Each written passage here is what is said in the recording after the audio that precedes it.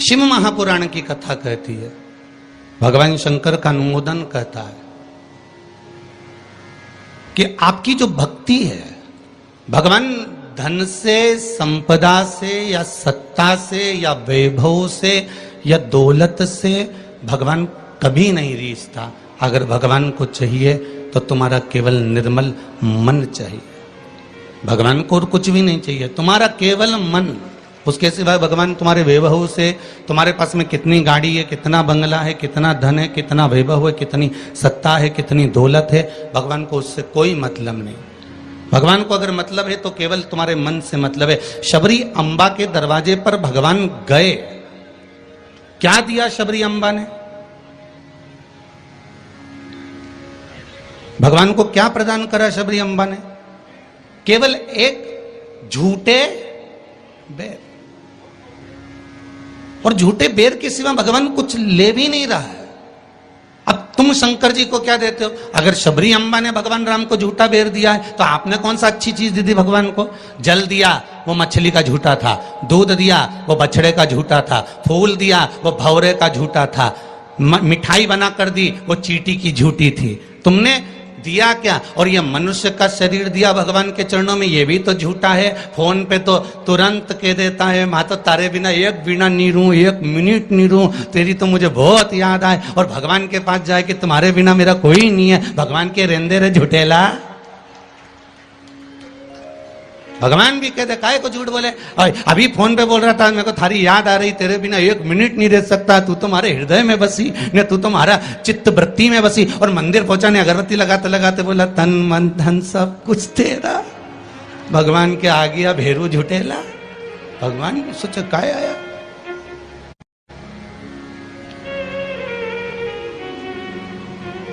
अगर शबरी अम्बा ने झूठा बेर दिया है तो हमने कौन सी अच्छी चीज भगवान को दे दी है? हमने क्या भगवान को अच्छा दे दिया है?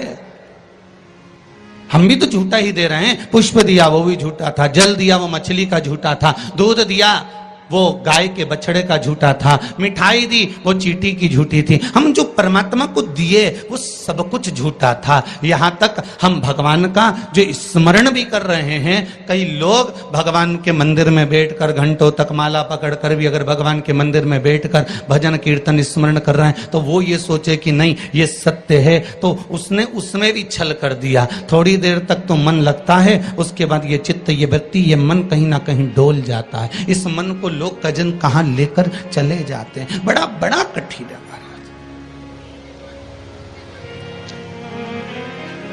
ये बड़ा कठिन। ये मन बड़ा चंचल है, कैसे तेरा भजन करूं, जितना इसे समझाऊं उतना ही मचलता है। भोलेनाथ हे शंभो, हे त्रिकालदर्शी, हे कैलाशी, हे अविनाशी, हे शिव, हे करुणा सागर। ये चित्त, ये मन, ये वृत्ति बड़ी चंचल है।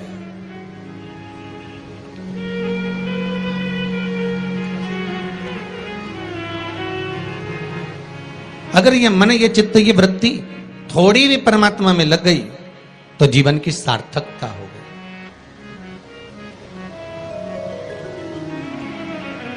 ब्रह्मा और भगवान विष्णु दोनों मिलकर मंथन कर रहे हैं। और एक बात बहुत ध्यान से सुनना, शिव महापुराण के इस चरित्र को याद रखना कि ब्रह्मा और भगवान विष्णु ने मंथन किया, और मंथन किया तो शंकर भगवान के शिवलिंग को प्रकट किया। आपसे भी निवेदन है, जब दोनों पति पत्नी, भाई भाई, घर के बुजुर्ग, माता पिता, घर के बच्चे जब एक साथ कहीं बैठे हुए हों तो शिव महापुराण की कथा कहती है आप भी शिव महापुराण का थोड़ा सा मंथन करो। उस मंथन से जो प्रकट होगा वो तुम्हारे घर का आनंद करा देगा। शिव पुराण का मंथन।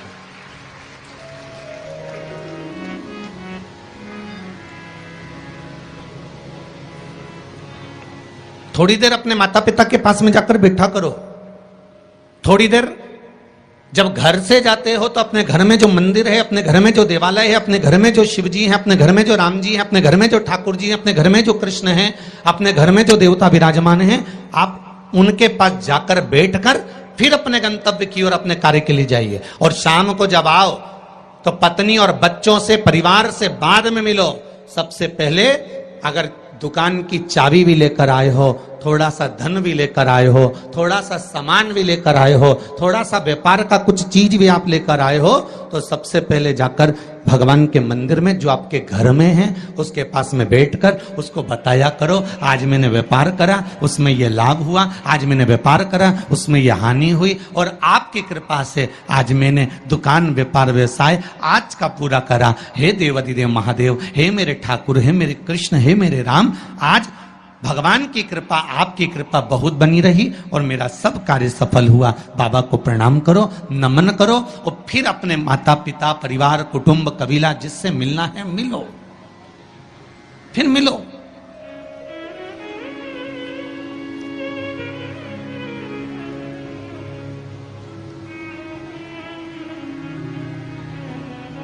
आज किसी ने एक प्रश्न किया था सुबह, गुरुदेव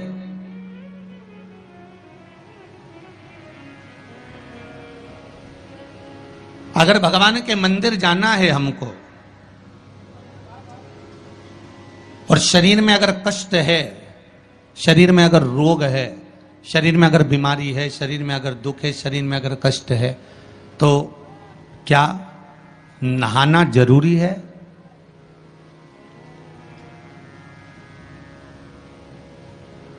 शिव महापुराण की कथा कर रही है, मत नहाओ, स्नान कर लो।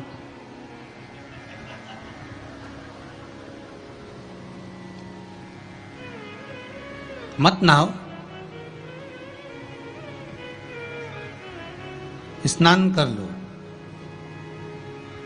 नहाने में और स्नान में जमीन और आसमान का अंतर है। बाथरूम में गए, साबुन लगाया, शैम्पू लगाया और ये सब लगाने के बाद में तुमने जो तुम्हारे ऊपर पानी उंडेला, इसको नहाना कहते हैं। ठीक है? जो तुमने साबुन लगाया, शैम्पू लगाया, पानी डाला, उसको नहाना कहते हैं। और मंदिर में गए अर्थात आप बाथरूम में ना जाकर भी सवेरे से उठे और उसकी भक्ति में लीन होकर दिल से उसको याद कर कर और मान लो मुंह धोकर भी भगवान के दरवाजे तक पहुंच गए तो उसको स्नान कहा जाता है। कर लिया ना बहुत।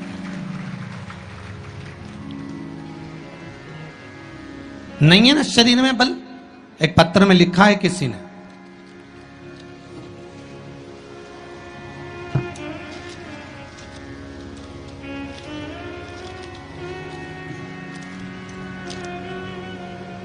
मैं बदनावर धार के पास बालोदा में रहती हूं, मेरा नाम शांति बाई कुमावत है, कहीं बैठी हो तो खड़ी हो जाएं।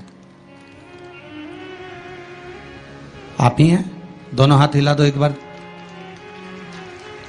मेरा नाम शांति बाई कुमावत है। गुरुदेव,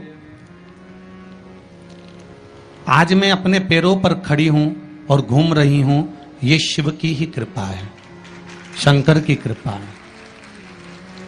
मैं कैंसर से पीड़ित हूं, बहुत सारे अस्पतालों में मेरा इलाज हुआ है।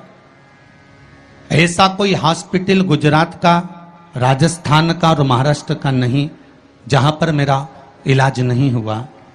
रह रह कर कैंसर उपज रहा था, परेशान हो गई थी गुरुदेव। तब बाबा की कृपा से डॉक्टर ने कह दिया अब तुम्हारे शरीर में और ऑपरेशन का दम नहीं बचा, इसलिए अब तुम भगवान के ही सहारे जियो। और डॉक्टर ने अगले ऑपरेशन करने से मना कर दिया। मैं घर आ गई, शिव महापुराण की कथा सुनी और गुरुदेव अब मैंने भी विचार कर लिया कि ये शरीर मैंने शंकर को दे दिया। और गुरुदेव एक बेलपत्री शिव जी पे चढ़ी हुई अपनी पोती से, बेटों से बुलवाती और उस बेलपत्री को जल के साथ खाना चालू कर दिया। 2 कदम भी नहीं चल पाती थी क्योंकि कैंसर के ऑपरेशन इतने हुए थे। गुरुदेव, आज मैं इस पंडाल में बैठकर कथा सुन रही हूं, ये शिव की ही कृपा है, ये शंकर की करुणा।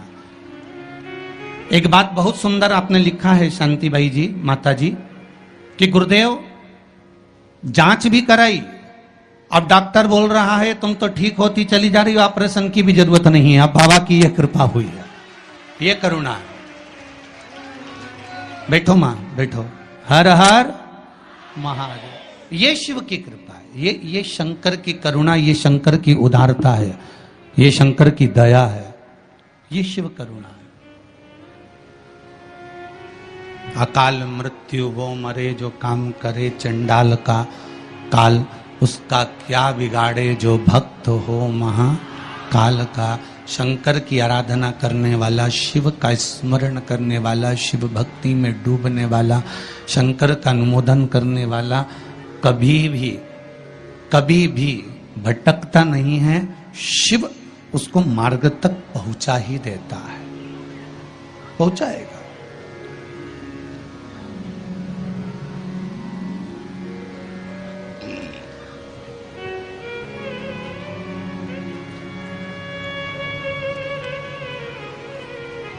जितना शरीर का वजन है, बहुत ध्यान दीजिएगा जरा। बैसाख शिवरात्रि शिव महापुराण की कथा मिली है आपको सुनने के लिए, और बैसाख शिवरात्रि शिव महापुराण की कथा यदि आप लोग श्रवण कर रहे हैं, चाहे आस्था चैनल के माध्यम से सुन रहे हो, चाहे फेसबुक यूट्यूब के माध्यम से सुन रहे हो, चाहे इस पावन पंडाल में बैठकर सुन रहे हो, अगर श्रवण कर रहे हो तो ध्यान रखना, जितना शरीर का वजन है,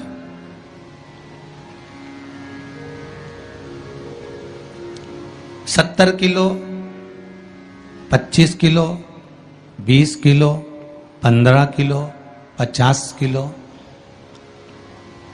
उतना ही किलो के हिसाब से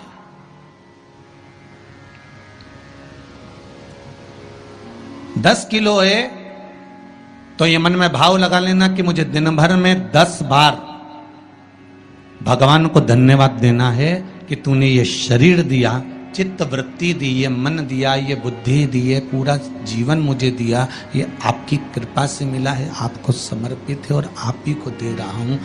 10 किलो के हो तो 10 बार आप भगवान को धन्यवाद दीजिए, 20 किलो के हो तो 20 बार धन्यवाद दीजिए, 80 किलो के हो तो 80 बार धन्यवाद दीजिए, 90 किलो के हो तो 90 बार धन्यवाद दीजिए कि ये आपकी कृपा से मुझे प्राप्त हुआ है, कोई दूसरा देने वाला नहीं है मुझको, केवल आप दे रहे हो,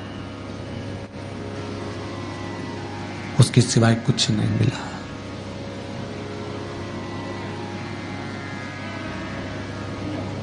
बड़ी मुश्किल से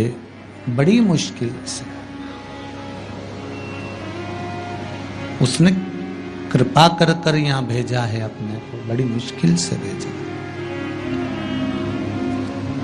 शंभो शरणे पड़ी मांगू घड़ी रे घड़ी, दुख काटो दया करी ने दर्शन।